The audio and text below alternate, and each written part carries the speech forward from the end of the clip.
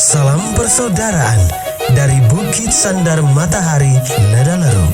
Kami menyapamu semua dalam senandung ucap salam dalam Sang Sabda. Bacaan Injil dan Renungan hari ini, edisi 8 September 2022, Kamis, Pekan Biasa ke-23, Pesta Kelahiran Santa Perawan Maria, disusun dan dibawakan oleh Frater Dodi Moron, SVD. Selamat mendengarkan. Apa yang terjadi dalam dunia ini? Bacaan diambil dari Injil Matius, bab 1, ayat 1 sampai 16, dilanjutkan ayat 18 sampai 23. Inilah silsilah Yesus Kristus, anak Daud, anak Abraham. Abraham memperanakan Ishak, Ishak memperanakan Yakub, Yakub memperanakan Yehuda dan saudara-saudaranya. Yehuda memperanakan Peres dan Zera dari Tamar. Peres memperanakan Hezron, Hezron memperanakan Ram. Ram memperanakan Aminadab, Aminadab memperanakan Nahason, Nahason memperanakan Salmon, Salmon memperanakan Boas dari Rahab, Boas memperanakan Obed dari Rut, Obed memperanakan Isai, Isai memperanakan Raja Daud. Daud memperanakan Salomo dari istri Uria. Salomo memperanakan Rehabeam, Rehabeam memperanakan Abia, Abia memperanakan Asa.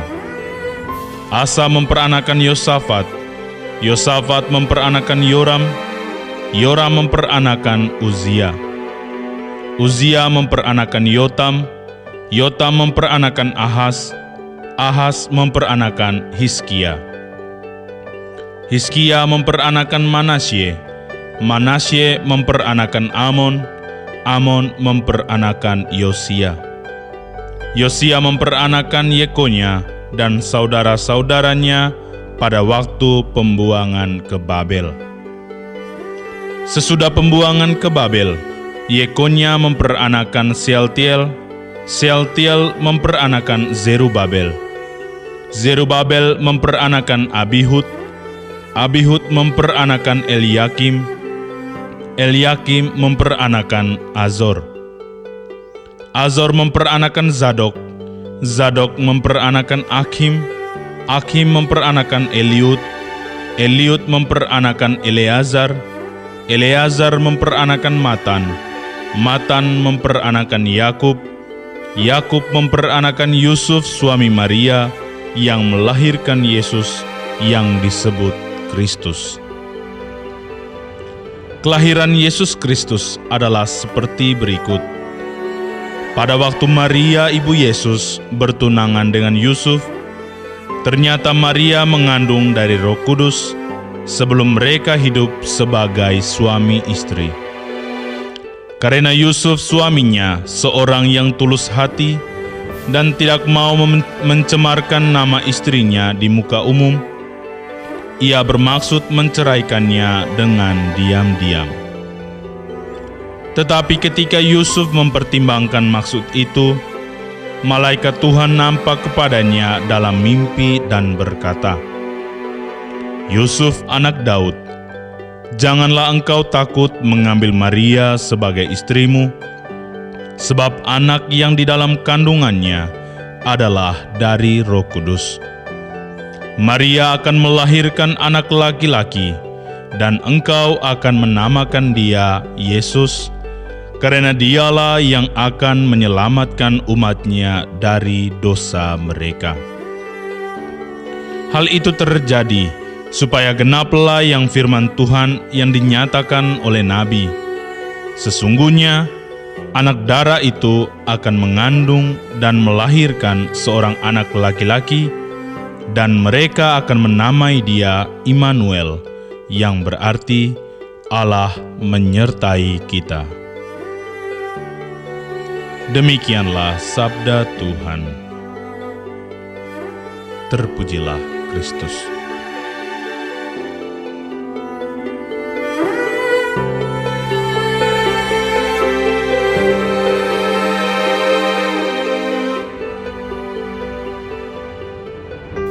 Bapak, Ibu, saudara-saudari, pencinta Sang Sabda yang terkasih dalam Tuhan.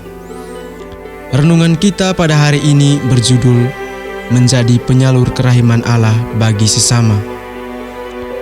Injil hari ini mengisahkan silsilah Yesus Kristus, bermula dari Yesus yang adalah anak Daud, anak Abraham, dan berakhir pada Yusuf, suami Maria.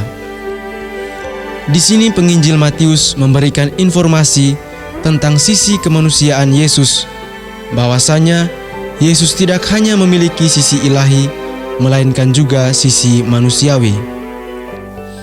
Penginjil Matius menegaskan suatu hal penting, bahwa Allah dapat melakukan apa saja demi menyelesaikan misinya, termasuk mengangkat orang yang hina dina menjadi orang yang berharga di matanya dan di mata manusia.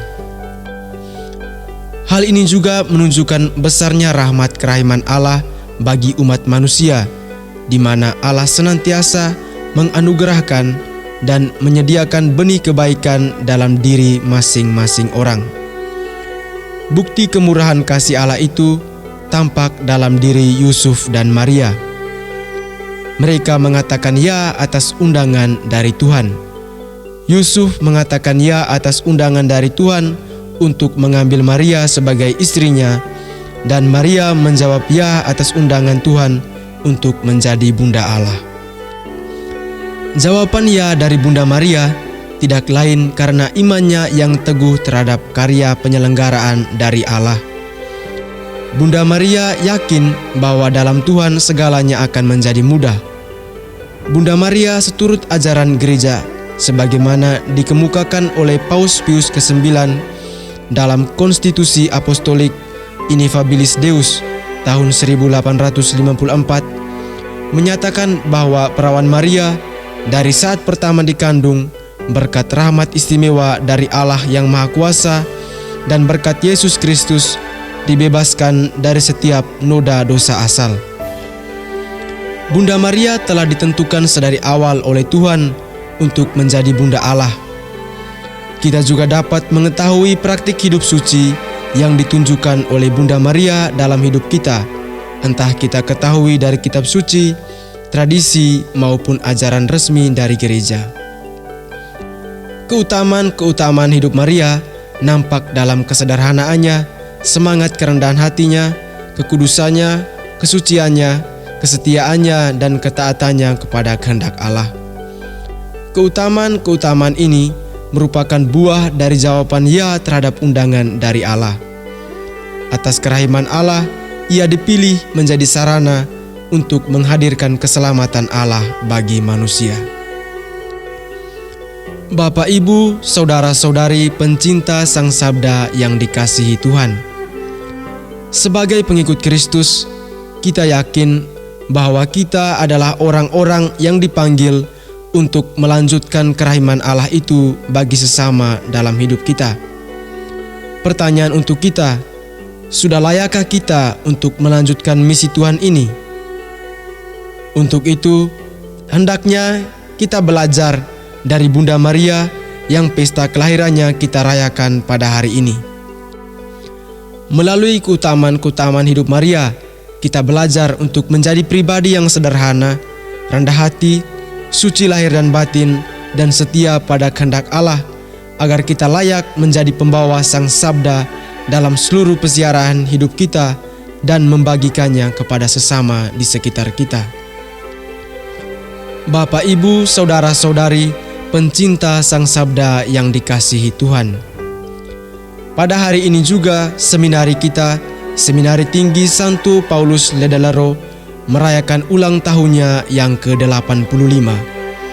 Suatu rumah formasi sebagai rahim yang menyiapkan benih-benih unggul demi tugas yang mulia, yakni mewartakan kerajaan Allah, kerahiman Allah ke seluruh dunia. seminari menjadi tempat persemaian bibit-bibit rohani yang diolah sedemikian rupa sehingga kelak bisa menjadi pohon yang menghasilkan buah yang baik melalui kualitas-kualitas diri. Sebagaimana Bunda Maria dan rumah kita Seminari Tinggi Santo Paulus Ledalero yang setia menjadi tempat bertumbuhnya kebaikan Tuhan, marilah kita menyiapkan diri kita sebagai tempat diam Allah sehingga kita mampu membagikan kerahiman Allah itu kepada sesama kita.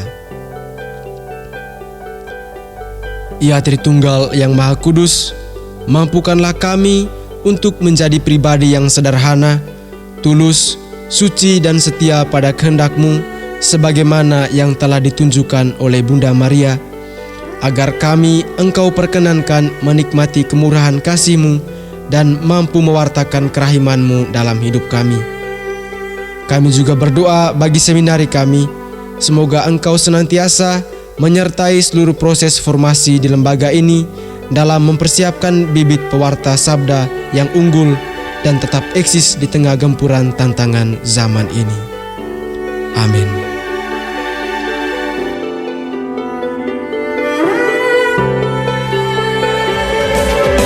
Hei bersaudara, hei umat Tuhan, di lubang murah. Sahabat-sahabat pencinta Sang Sabda, kita baru saja mendengar bacaan Injil dan renungan edisi hari ini.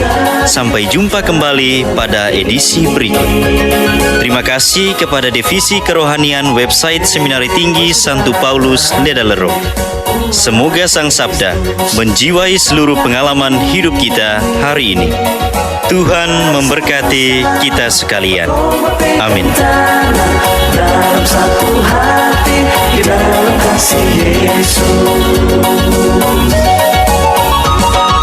Mari dengarkan sapaan sabda dari komunitas Seminari Tinggi Santo Paulus Ledalero setiap hari Senin sampai dengan Sabtu di www.seminariledalero.org. Sampai Labuan Bajo, Subak tumbuh bagus. Mari batu siram dengan air kasih supaya berbuah banyak. Biar Injil Tuhan selalu menyala di tanah rumah murah.